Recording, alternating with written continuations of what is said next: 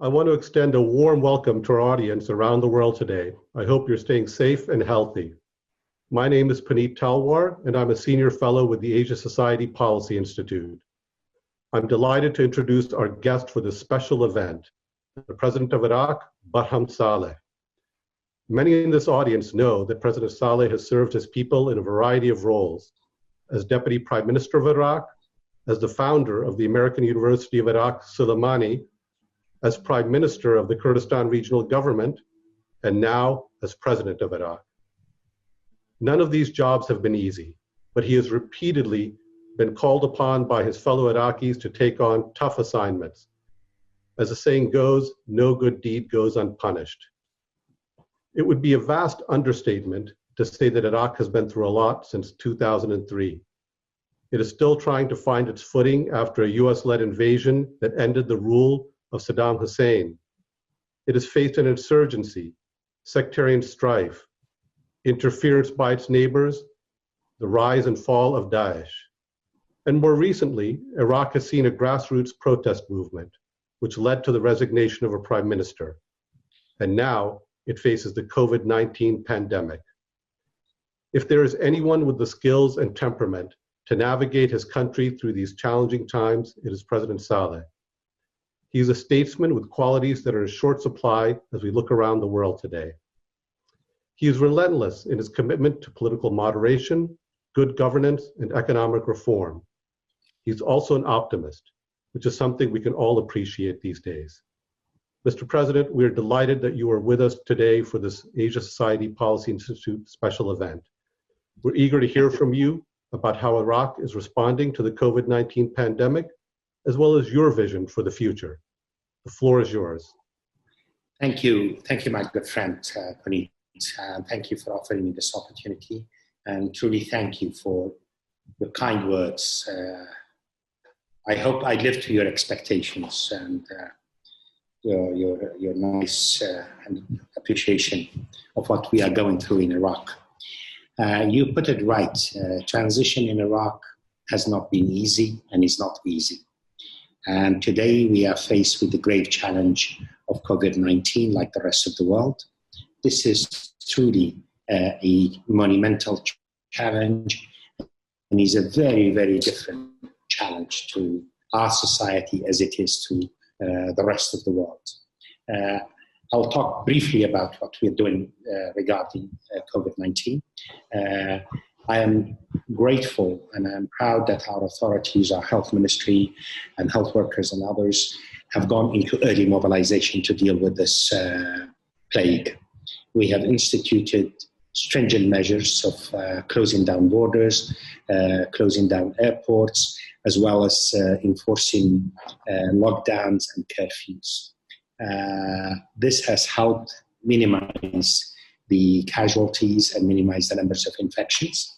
The documented cases, and I underline the word documented, to date is 1,539 cases that have been documented. We have had 282 deaths, and so far, according to the documents before us, 1,009 people have recovered. The testing that has taken place across Iraq has exceeded 50,000 or 55,000 so far. This is limited, unfortunately. We would have liked to see more testing, but the capabilities available to us was not adequate early on. We are already into an active effort to do surveillance and testing across the population. Another important issue was the suspension of religious ceremonies and gatherings. Marja'iyya in Najaf, Ayatollah Sistani, has issued directives and guidance that essentially adhering to health regulations is a sacred religious duty. These have helped indeed to making sure that the communities at large adhere to these regulations. And so far we have delayed the curve, flattened the curve, and we hope this will continue, even though now we will have to ease some of these restrictions because it is a terrible dilemma between saving lives and protecting livelihoods as well. The economic impact of these measures are huge, undeniably so. And in the case of Iraq, like the rest of the world, this is becoming more and more an urgent priority to try and revive the economy and reopen the economy. And I hope, as the government has instituted certain relaxation in the measures that have been imposed over the past few weeks, we will continue to adhere to these measures. One important lesson of this COVID-19, we have to deal with this on a global level and a regional level. One of the things that is most interesting and most disconcerting to Iraq is that our neighbors are badly infected, whether it is Iran or Turkey, and even some countries in the Gulf as well that have been affected badly by this disease. I hope that we have stayed off the worst of this so far, but I have to say we need to remain vigilant. We cannot be complacent. This is a health challenge that is yet to be fully comprehended and dealt with, and we hope that with advances in science and medical facilities that the world is working on, we will be able to deal with it in a much more effective way before long. Well, thank you very much for that presentation, Mr. President. I know that we only have you for a little while longer as you're in the midst of government formation. So I'd like to move straight into a few follow-up questions and perhaps expand the range of our topics as well beyond COVID-19. And I'd also like to invite our audience to submit their own questions using the comment function on YouTube and Facebook. Mr. President, I'm sure you've seen the reports suggesting that the number of COVID-19 cases in Iraq is being vastly underreported. You yourself underscored the documented numbers when you gave us the latest statistics. Iran, as you noted, with which you share a long border, has more than 82,000 cases reported, more than 5,200 deaths. In fact, their own parliament has suggested that those numbers are vastly understate the scale of the virus in Iran. And we saw a recent New York Times story here in the U.S., which suggested that social stigma associated with the virus and quarantines may be discouraging Iraqis from coming forward. So I want to, do you have any way of going beyond the official statistics to see just how far the virus has actually spread? And if you don't have an accurate picture, how can you best determine the appropriate policy responses? I think, Puneet, in terms of underreporting, is certainly the case, not in Iraq, across the world. This is according to World Health Organization and so on. The key issue is testing and making sure that you have active testing, active surveillance of the disease as it goes. But I want to assure you, based on every evidence that we have, including World Health Organization and the United Nations, any notion of deliberate falsification of records is out of the question. I mean, we have looked into that very carefully, and it's important to underscore that Iraq has mobilized early, has probably gone into higher mobilization because major concerns that we have had about our health infrastructure, level of societal mobilization was quite good, was important, as I also spoke about religious authorities and so on.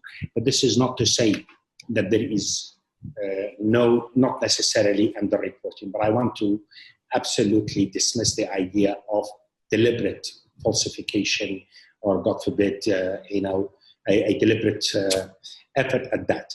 What we're doing more active testing, and we remain vigilant, and we remain very serious about combating the implications of this plague, because we are still at the early stages. One thing you cannot avoid and you cannot dismiss, the number of hospital admittance, the number of deaths, you simply cannot overlook, and you cannot paper over, and you cannot dismiss willy-nilly. And thank God, and thanks to the effort and the really dedication of our health workers, these have been good so far. The numbers indicate that the disease is under control and I underline the word so far because we still must not let our guard down. This is, again, a new plague. We are yet to understand fully the way this will work out, and especially in our neighborhood when we see our neighbors have been plagued in much, much higher numbers. So we remain very much on alert as we deal with this, and I can assure you any notion of deliberate falsification and misleading public opinion and the world opinion is just not there, thank God. Thanks very much for letting us know that, Mr. President. And I noted that today on that front, on the transparency front, Iraq took a positive step in terms of lifting the suspension of Reuters, their license. And I know that you had personally pledged to look into that and play a role in that. So kudos for at least addressing that aspect of it. And I want to turn, if I might, to the political stalemate in Iraq.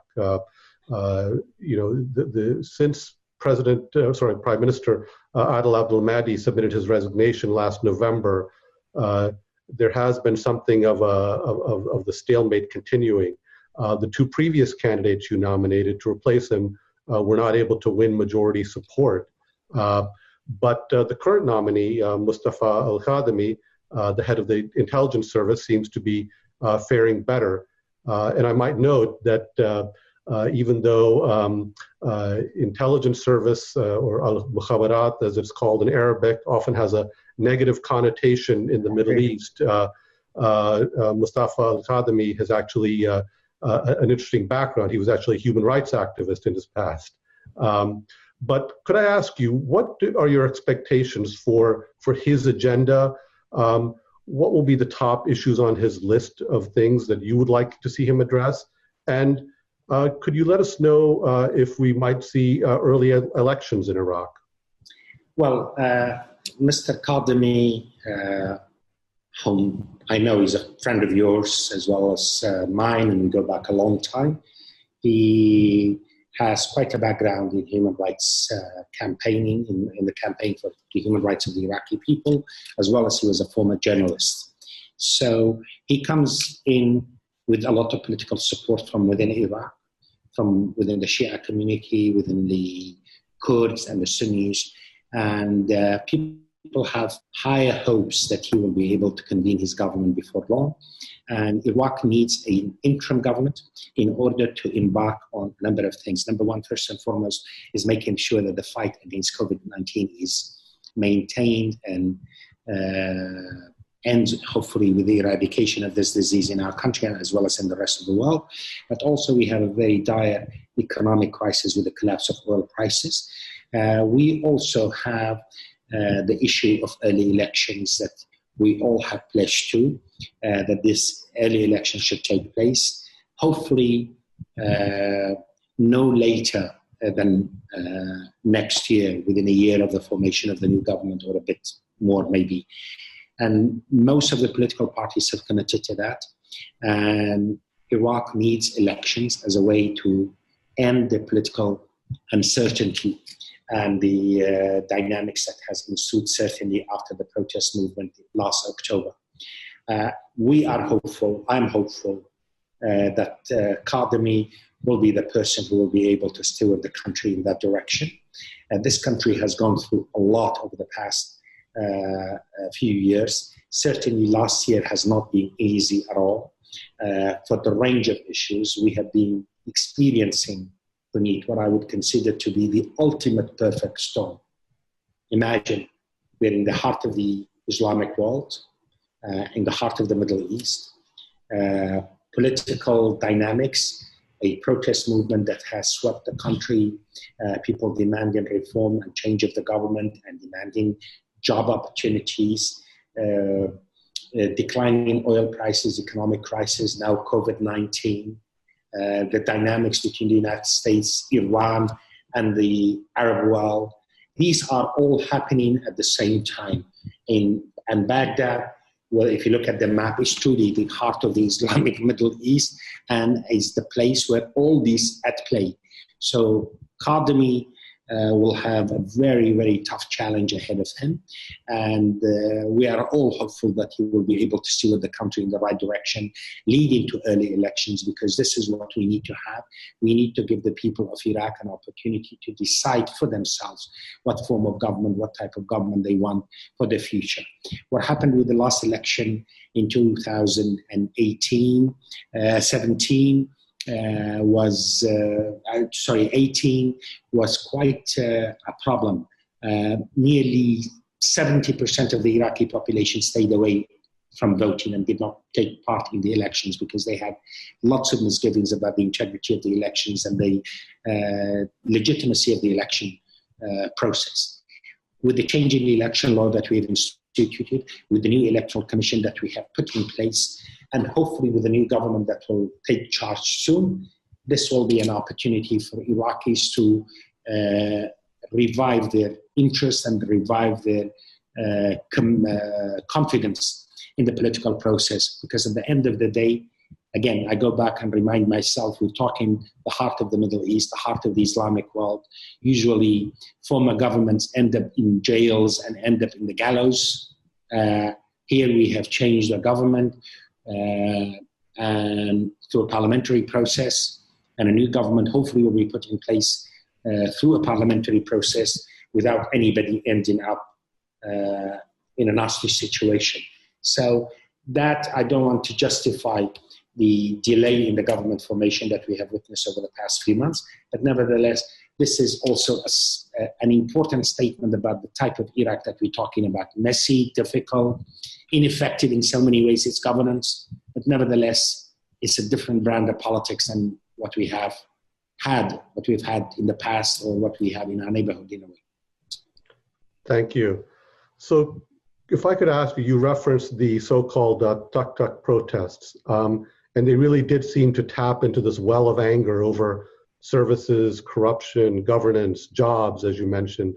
And as I saw the demands that were coming out from the protests, it reminded me of many of our conversations over the years and the kinds of things that you have emphasized as well. So I want to ask you to dig down a little bit, because I know you like to get into the details of policy. I mean, what sort of specific policy changes do you think can be effectuated to address those demands? Really, the problem in societies like Iraq, especially oil-dependent societies, the dependency on the state is huge, but the ability of the state to deliver is also limited, especially in the context of declining oil revenues. And this will be the biggest challenge that Iraq will have. Iraq needs fundamental, like the rest of the Middle East for that matter, in the case of Iraq is far more pronounced and far more profound. Iraq needs fundamental economic reforms, one of which will be really help revive the private sector, enabling it. And one key way of doing so will have to be ending and trying to combat the corruption that is so endemic, not just to the economic dynamics of the country, but also to the politics and governance of the country. Without combating corruption, you would not change the political economy of conflict in our societies. And this is a consequence also, by the way, to Western security, because it is this political economy that keeps chaos, that allows extremists, including terrorists, to flourish and keeps you back into this quagmire of, defeating an insurgency only to resurface again. Because these extremism thrive on joblessness, on hopelessness of the youth, on lack of opportunities, on sense of injustice that many sectors of our societies face. So I would definitely put down corruption and combating corruption as a top priority of any government or any political system that wants to survive and to be of service to its people. That also means jobs, and jobs for our young people. In Iraq, like the rest of the Middle East, by the way, we have legions of unemployable graduates that are a function or a product of a debilitated education system that is unable to produce capable graduates that can go and function and contribute to a vibrant economy. Obviously, this is going to be huge. In the case of Iraq, let me give you numbers. We are nearly 30 million population, of which nearly 70% are below the age of 30. It's a huge sector of our society. Young people who are aspiring to meaningful jobs and want to contribute to their economy and to their nation. And depending on state economy and oil supply, oil revenues alone will not be able to do it. This requires fundamental reforms. So it's a cycle, Puneet, cycle between the reforms that are needed in order to maintain the social peace and social stability, but also is an ever need for creating more jobs and expanding the economy, especially in countries like Iraq that has such a young population. I hope with the new elections a year or so from now, these will be the type of fundamental decisions that Iraq will be focused on.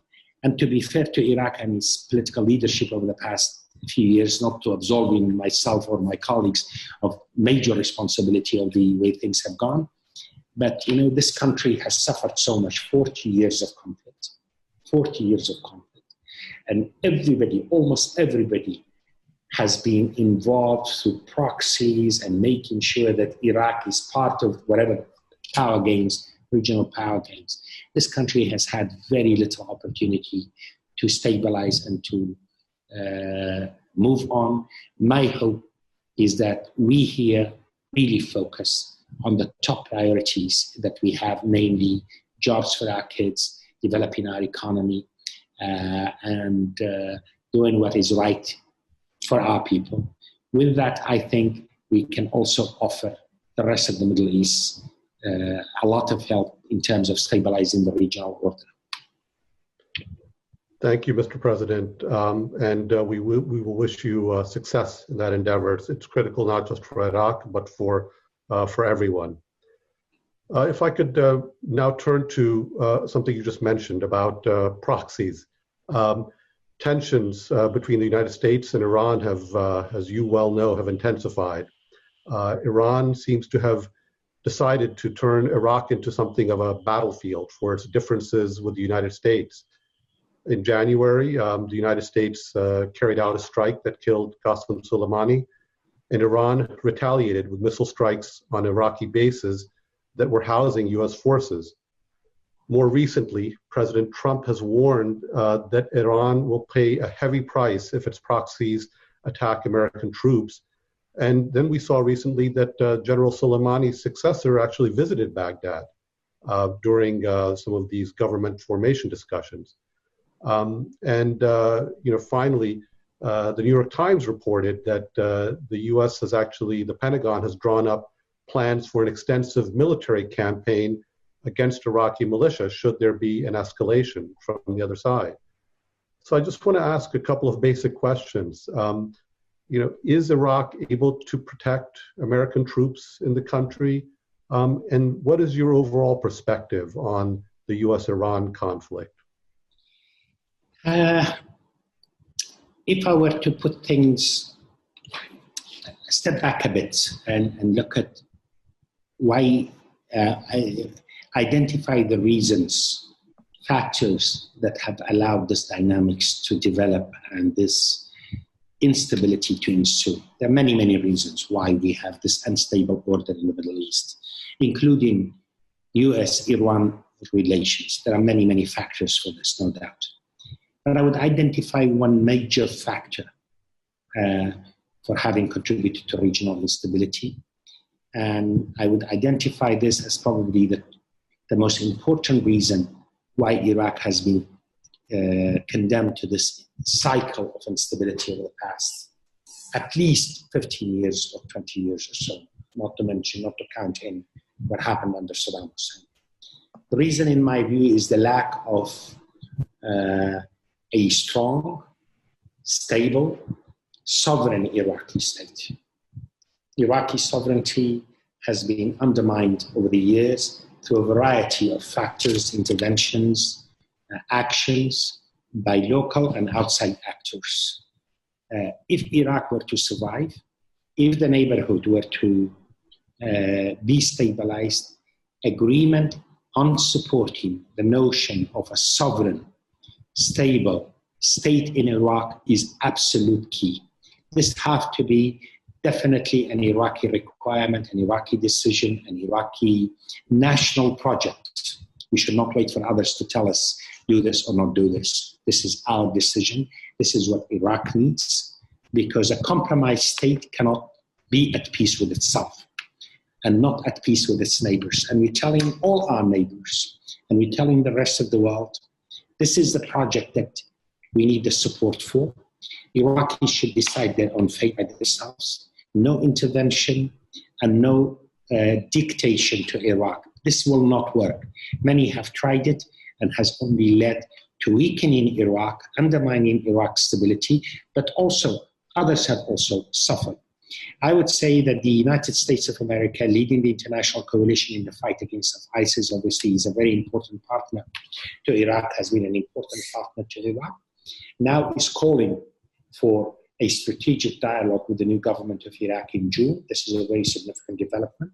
A whole host of issues will be raised between, according to the strategic dialogue, including issues of economic partnership, culture, you name it, those issues that are defined within the strategic framework agreement, but also the status of American forces in Iraq.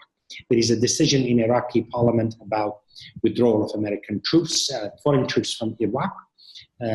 We need to sit down together and discuss in a very candid and very direct way about the mission, about the process by which these forces are operating in Iraq.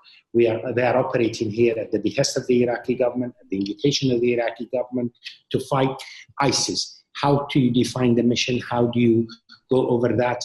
And how do you address the mutual concerns, both Iraq as well as the United States and the international coalition, not just the protection of forces. The Americans are not here for force protection. They are here to fight ISIS and help the Iraqi forces fight ISIS. This dynamics is not good for the United States, is not good for Iraq. And it should be an Iraqi decision. Iraqis will have to decide based on their own priorities and their own security requirements with the help of the United States in order to achieve this. As to Iran, Iran is an important neighbor of Iraq. We have 1,400 kilometers of borders with Iran, and you simply cannot ignore Iran as a factor in both the national security policy of Iraq and the way we look at our neighborhoods, not to mention other cultural and ethnic relations that bind the two neighboring nations, etc. and so on. But at the end of the day, we're neighbors, and the relationship needs to be a good relationship based on a state-to-state relationship. An Iraqi state with the Iranian state, basically neither sides want to go back to past decades where we were in a state of conflict. This is not good for Iraq. This is not good for Iran. This is not good for the neighborhood.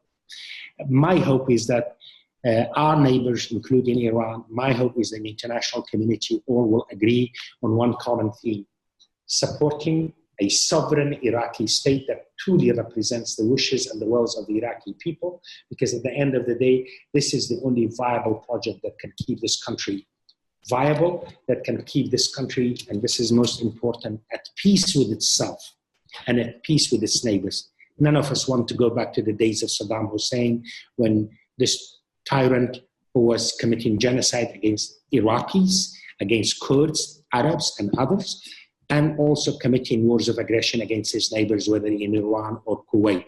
We need, again, a sovereign Iraqi state that is at peace with itself and at peace with its neighbors and is able to defend the interests of its people. This mission, I would not be misleading if I say has not been entirely achieved over the past years for a variety of reasons.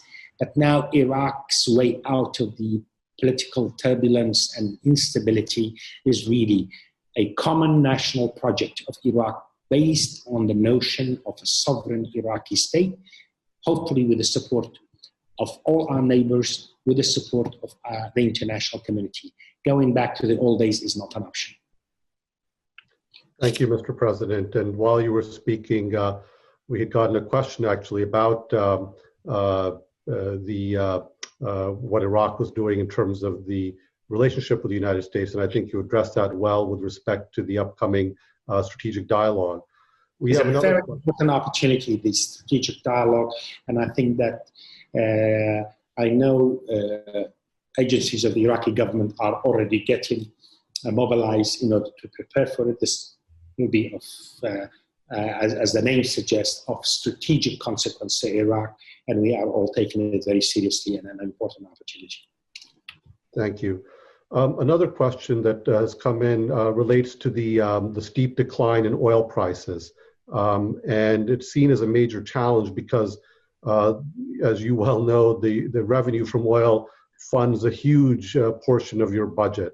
That budget was already under stress. And I believe the budget actually pegged the price of oil at $56 a barrel. You look at the market today, it's under 30, and that's for Brent. West Texas is even lower. And so, I believe, if I'm not mistaken, that there was a $40 billion deficit without this recent problem.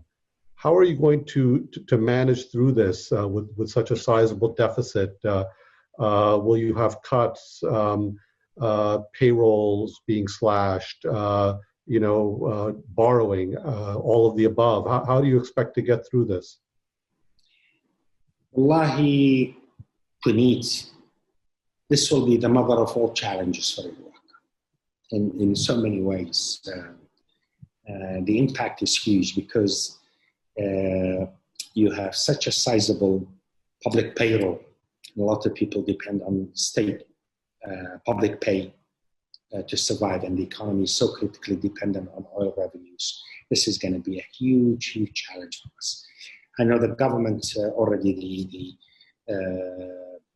is working on developing a number of plans because the budget is still before Parliament. The budget has not been approved because of the government has resigned. So we're looking at a variety of instruments, including conversations that will be had before long with the World Bank and the IMF and other international institutions. But definitely we will be before some very, very tough choices. My hope is that as we do that, making sure that the bulk of society, or at least the poorer segments of society, are protected, because the impact of this, together with COVID-19, is just absolutely devastating to people's livelihoods. As I said earlier, this COVID-19, together with this collapse of oil prices and suspension of economic activities in those societies, of course, it's really a terrible dilemma between lives and livelihoods. You have to protect lives, deal with it, and at the same time, you really need to be smart and really attentive to the fact that people's livelihoods needs to be protected. In the case of Iraq, this is even more dire given the decline of oil prices. So I think we'll be faced with some very tough choices, and we'll have to deal with it as I can.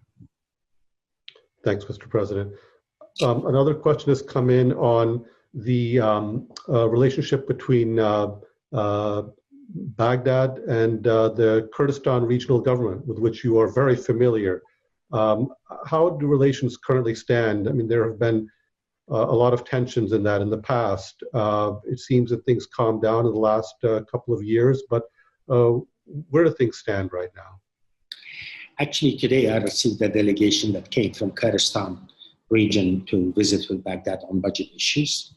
And this is an ongoing saga. Almost every year, with every budget cycle, we will have this thing. There seems to be some good progress on the issue of oil. KRG is offering the oil 250,000 barrels a day to be taken on by Baghdad, and as a way of solving the budget dilemma between Erbil and Baghdad. We are working, trying to making sure that this is seen to a closure, especially with the formation of the new government, that this is done.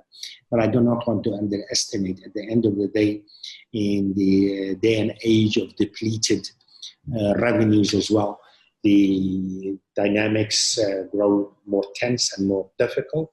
But hopefully we are all committed to making sure that we adhere to the Constitution, and that especially the share of ordinary people and their livelihoods are protected across the country, from Kurdistan to the south to other parts of Iraq. This is going to be an issue before us in the weeks and months ahead of us. Thank you, Mr. President. I know you have to go soon, so I'll ask you one last question, if I might, that has come in. As you know, the Asia Society has a wide geography.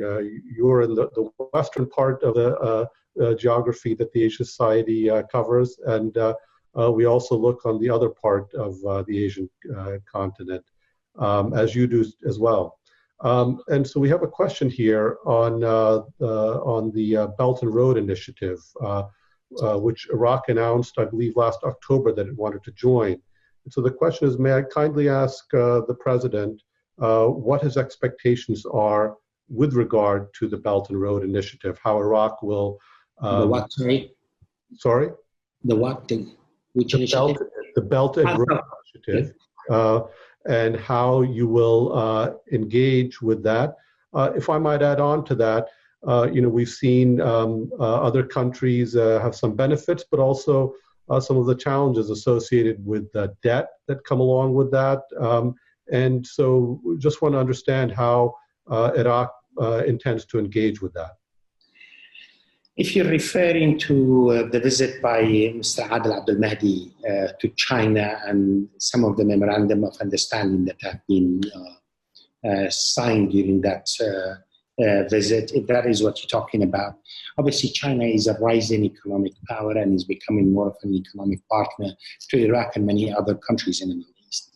Iraq is interested in acquiring Chinese help and finance for infrastructure projects, and obviously China will be a major importer of Iraqi oil. This is what we expect, and this is what is already, and this is the context of that relationship. But if you go back to history, Iraq, Persia, India, and all of those places were all part of quite an amazing network of trade and movement of people throughout history. These ancient civilizations have always been connected, and in this day and age of globalized economy and so on, it's only natural that we will all try to come together, create infrastructure that will enable more and more facilitation of trade and exchange of people and goods across our borders, as we have seen in recent times. Thank you so much. And perhaps with that positive vision of Iraq's past, we might be able to take that forward, and that's probably a very good note to end on. Thank you. We wish you success in the formation of this government, and more generally as Iraq, inshallah, moves to a better place. And thank you so much for being with us today. Thank you. Thank you for having me. Thank you to the audience. Thank you.